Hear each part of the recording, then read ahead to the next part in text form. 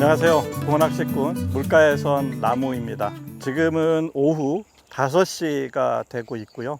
저녁 타임 낚시를 해보기 위해서 자리를 잡았습니다. 정면에 보이는 쪽으로 본류 강이 흐르고 있고, 이 부분은 섬입니다. 부들 그리고 갈대 또 뭐 버드나무 이런 것들이 구성되어 있는 섬인데, 그 섬을 지금 보시는 요 강이 이렇게 저 위쪽에서부터 이렇게 흘러 돌아서 흘러나가는 셋강입니다. 제가 낚싯대는 3.6칸을 폈는데요. 건너편 부들 쪽에 완전히 닿지는 않습니다. 한 3.8칸 정도면 건너편 쪽에 부들 벽에 닿을 것 같기는 한데, 글루텐, 지렁이, 차에 옥수수가 있으니까 필요하면 옥수수를 써서 진행하겠습니다. 지금은 지렁이를 글루텐으로 감싸서 넣는 지렁이 보쌈을 해서 처음 던져놨습니다.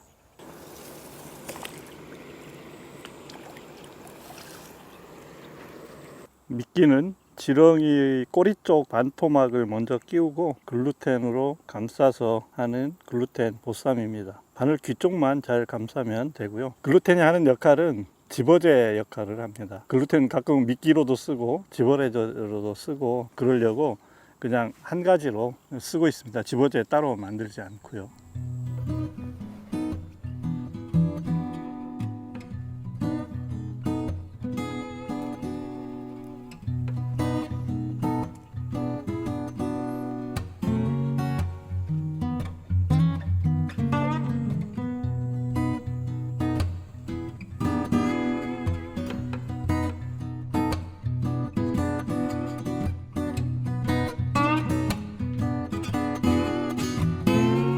쳤수.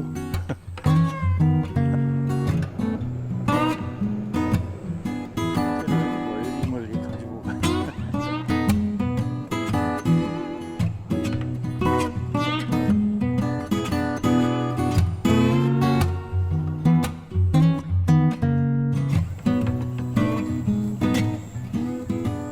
지금 6시인데요. 아까 5시경에 낚시를 시작했으니까 1시간 동안 붕어를 4치, 5치, 5수 정도 낚았습니다. 뭐 그렇게 기대보다는 나쁘지는 않은 성과인데, 보셨겠지만 찌올림이 그렇게 깔끔하지가 않습니다. 수심도 낮고 또 이것이 강이고 그러다 보니까 저수지 같은 그런 찌올림이 나타나지는 않고 있습니다. 찌 앞쪽 갈대 숲에 개개비 집이 있는지 저 녀석 참 시끄럽게 합니다. 개개비 문제가 아니라 개 영역에 들어와 있는 제 잘못이겠네요.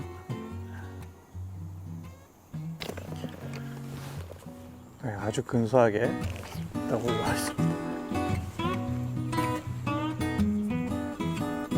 이번에는 찌를 제대로 올렸네. 지렁이 보쌈 낚시하실 때 글루텐은 뭐 쓰느냐고 물어보시는 분이 얼마 전에 있었습니다. 글루텐은 아무거나 쓰셔도 됩니다. 뭐 글루텐 꼭 아니어도 신장떡밥이나 뭐 이런 거 쓰셔도 되고, 집어 효과를 노리는 것이기 때문에 뭐 이거저거 뭐 이렇게 배합하고 하지 않으시더라도 잘 이렇게 멀리 퍼져서 확산될 수 있는 정도만 되면 됩니다. 낚시점에 갔다가 괜히 그냥 나오기 민망해서 집어들었던 글루텐, 낚시 가방이나 아니면 보조 가방에 박혀 있는 거 쓰시면 됩니다. 그냥 뭉쳐져서 달려서 던질 수만 있으면 되니까 저도 사실 그런 것들 대체로 쓰고 있습니다. 근데 이제 글루텐을 미끼로 쓸 때는 조금 이제 양상이 달라지죠. 그래서 글루텐만 가지고 이제 미끼로 써서 낚시를 할 때, 또 그것도 한 종류만 가지고 한 가지만, 그것도 바늘 하나만 가지고 낚시를 할 때는 글루텐을 이제 못 쓰느냐가 굉장히 좀 복잡해지죠. 그때는 글루텐의 3가지 요소 정도를 생각하시면 됩니다. 먼저 첫 번째는 일단 미끼가 유지가 돼야 됩니다. 그래서 섬유질이 오래 남아 있도록 배합이 이루어져야 돼서, 맨 첫 번째는 섬유질이 오래 남아 있는 글루텐이 기본이 됩니다. 두 번째는 들어가서 글루텐이 그냥 딱 뭉쳐 있으면 안 됩니다. 낚시를 오래 하신 분들도 글루텐을 조그맣게 달아 놓으면 한 입에 쏙 이렇게 먹을 것 같지만 실제로 수중 영상을 찍어 놓은 것들을 분석을 해 보시면 글루텐을 툭툭 건드리거나 주둥이를 치다가 이렇게 흡산이 돼서 흩날리는 잔분들을 흡입하는 과정에서 글루텐 섬유질 성분이 같이 바늘을 끌고 입으로 흡입되는 그런 경우가 생깁니다. 그래서 들어가서 글루텐이 잘 부풀도록 확산이 되도록 해주는 것, 그 다음에 또 멀리 확산이 돼서 집어를 이루어질 수 있도록, 그래서 글루텐을 배합을 하실 때는 그 정도 세 가지,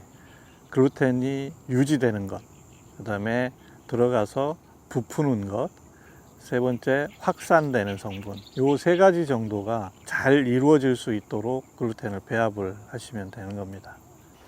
네, 다 올라와서 서 있습니다. 찌가. 오, 근데 어쩐지 이거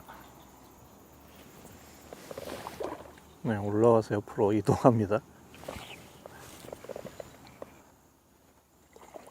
오, 제법 물소리가 크게 나는 게 그동안 나왔던 것보다는 조금 큰 것 같습니다. 에이, 똑같네. 조금 크긴 한데 뭐 그 구분이 잘 안 됩니다. 부들이 툭툭툭 치는 게 뭐가 움직이는 걸 볼 수가 있습니다. 저런 건 물 속에서 뭐 물고기나 이런 것들이 이제 부들대를 치는 건데요. 뭔지는 사실 뭐 알 수 없죠. 물속을 보지 않는 한은. 이제 낚시를 하다 보면 저런 아주 주변에 조그마한 변화에도 굉장히 민감해지게 됩니다.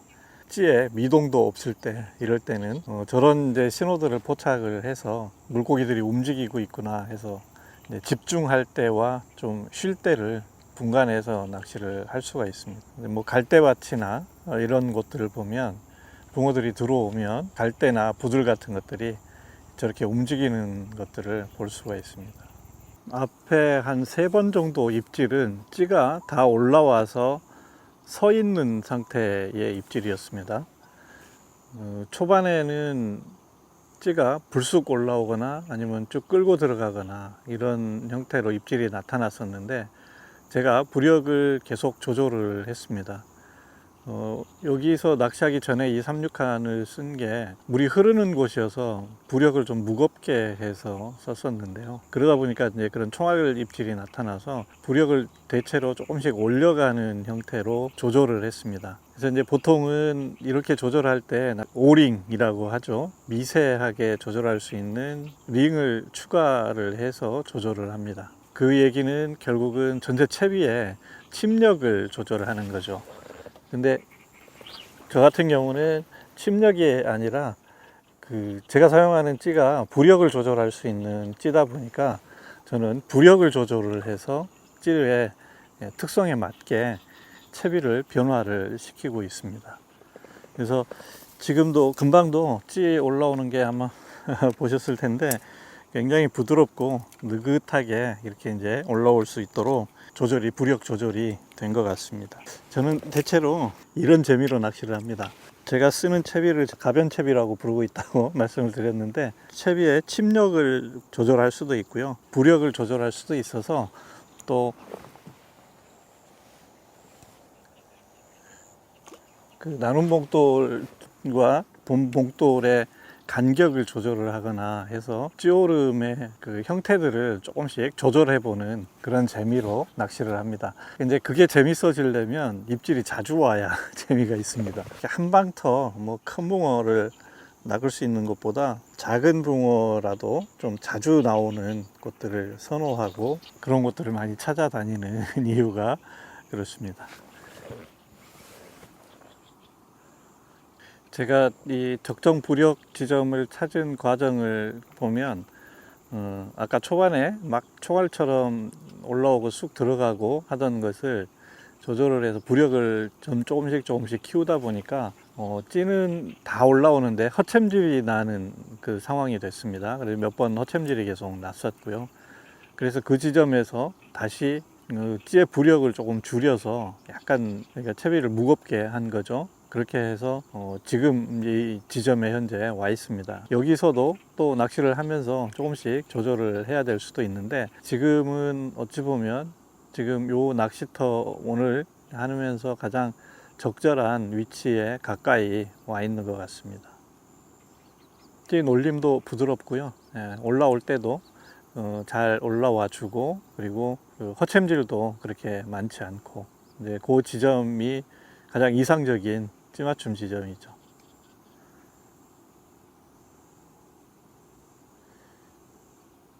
찌가 옆으로 이렇게 슬슬 가는 게 왠지 잡어 아닌가 싶다 이거.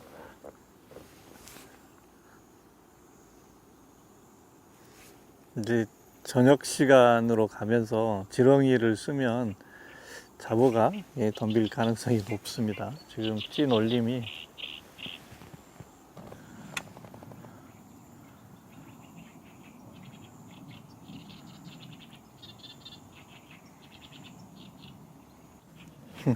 몇 번 깜빡깜빡 하더니 이 녀석이 그냥 물고 있었네요.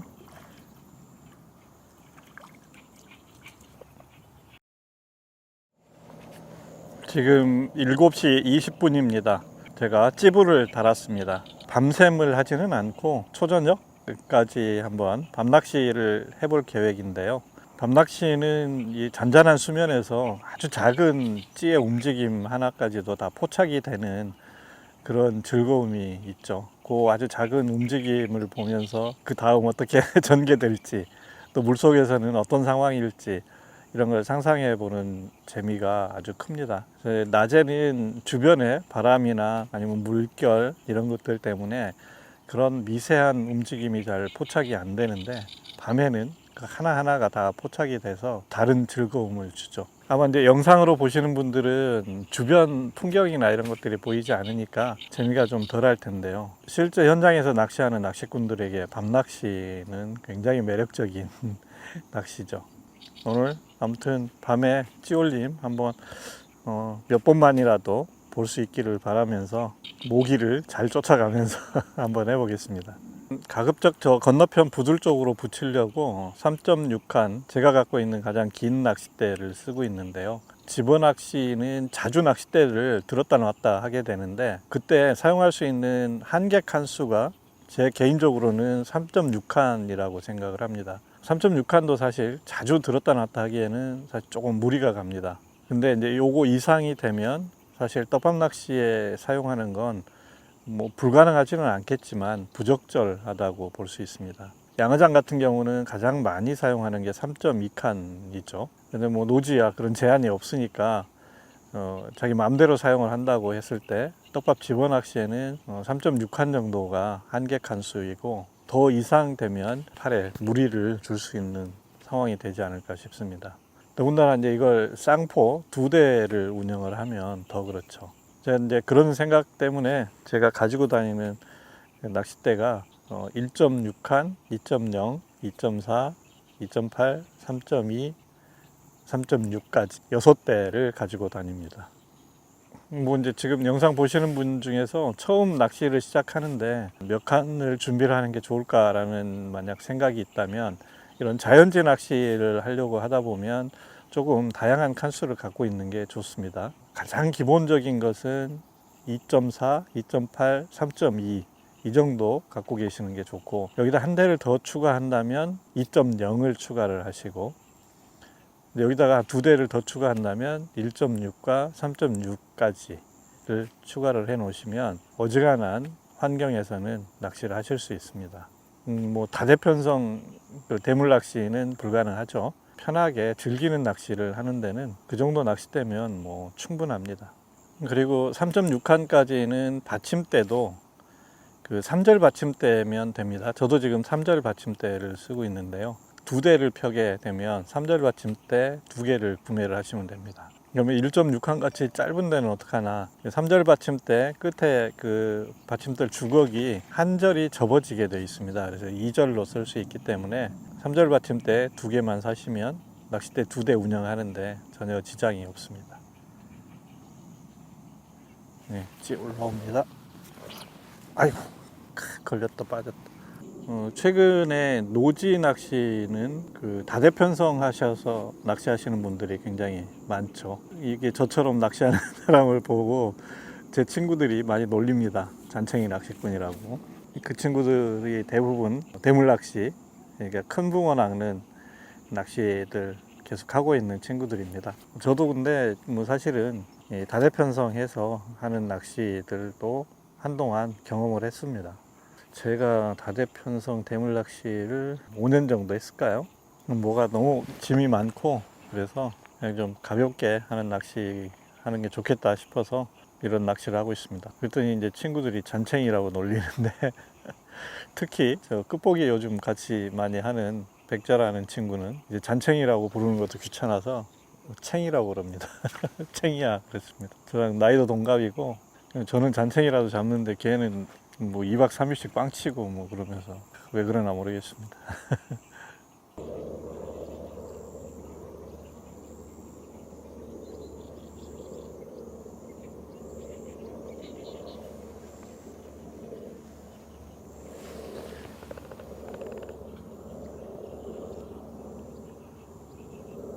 씨를 왜 가지고 가니?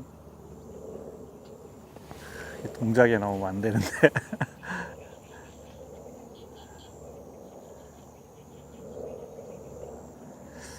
수상하다.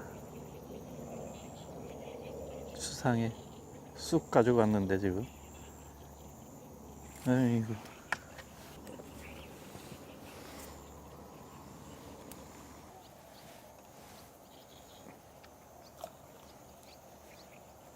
이야기 시작한 김에 백자라는 친구 이야기를 좀 더 해볼까요?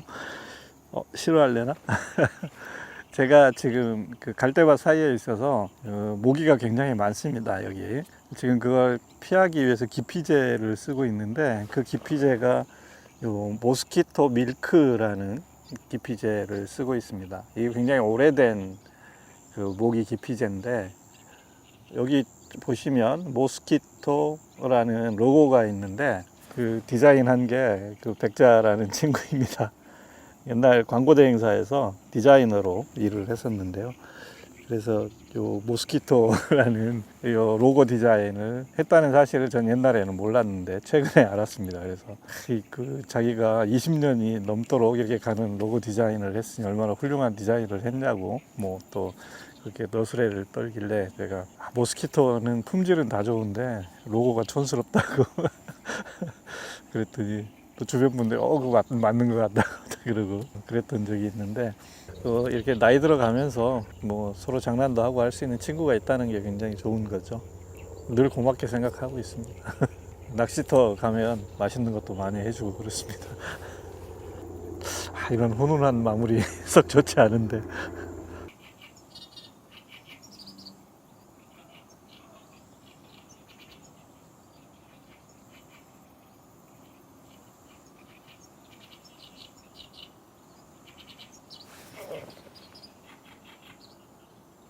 찌를 왜 안 올리고 가져가니?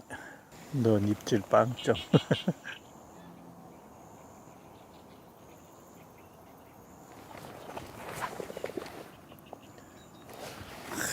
왜 입질을 이렇게 하니?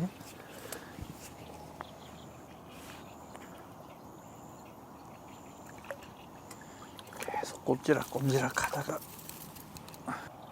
다 씨알이 고만고만하네. 주간 찌 돋보기를 야간 찌불로 바꾸면서 부력 차이가 생겨서 그런지 지금 찌 놀림이 영 마음에 들지 않습니다. 다시 조금씩 조절을 해서 묵직한 찌 올림이 좀 나타나게 해봐야 되겠습니다. 그게 아니라 뭐 밤이 되면서 환경 변화 때문에 그럴 수도 있고요.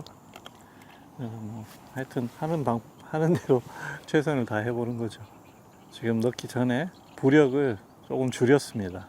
채비를 조금 무겁게 한 거죠. 그러니까